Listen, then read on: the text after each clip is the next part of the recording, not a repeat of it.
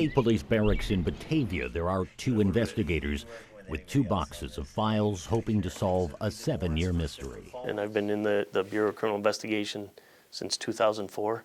This is the only case that I've ever seen or heard of like this. It happened 70 miles to the south at this farmhouse on a lonely country road in the Allegheny County town of Ward, 7 miles from which, on the porch of a house on the outskirts of Wellsville, the victim's stepdaughter sits and wonders why.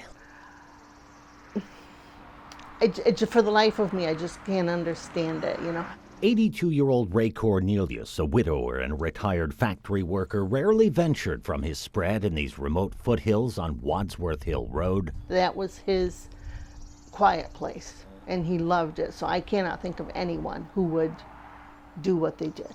On what police believe was the night of July 1st, 2017, several hours after Ray was last seen mowing his lawn. His son Reggie called him every day because Ray lived alone since my mother died.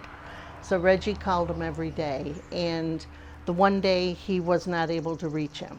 And then the second day he still wasn't able to reach him. So that's when he contacted me, and my husband went up to see if Ray was okay, and he was not. Mr. Cornelius was shot in the back, inside of his residence.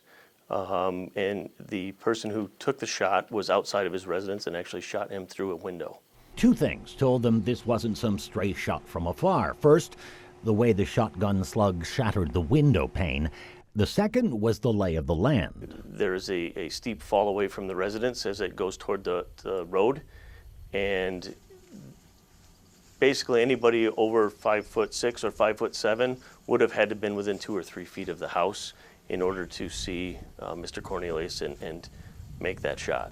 The amount of forensic evidence at the scene was very limited. No shell casing recovered, no DNA, nothing taken from the home, in fact. By the time we processed the scene, it was apparent to us that no one had entered the residence. And despite this logbook that indicates close to 300 leads have now been followed. We did follow leads as far away as Texas and North Dakota, Virginia, and South Carolina. After all this time, they say, they are no closer to solving this than they were when it happened. Now we're almost 7 years from this, and they still, to my knowledge, don't know who killed Ray. And it's very frustrating. I think anybody could just think how awful it would be to be in that situation. So we're hoping that somebody can come forward with some information to help us. Because it's hard to make sense of something that makes no sense at all. Because of the lack of an entry to a home, there was nothing stolen, there was no beef, there was no gain. Nobody gained anything from the death. There was no major financial wins. There was nothing. And you just don't see a random act very often. And again, never in my career. From this aerial photo, one can deduce that there are not many folks around here who may have heard or seen something, but the time of the year when the homicide occurred gives them hope. It was 4th of July weekend.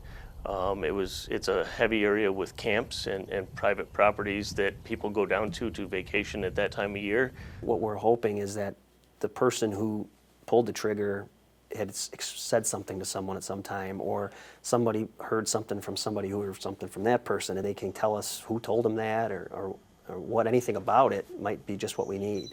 I think that's probably the big thing I want right now, is to know who did this. I know Reg is the same way.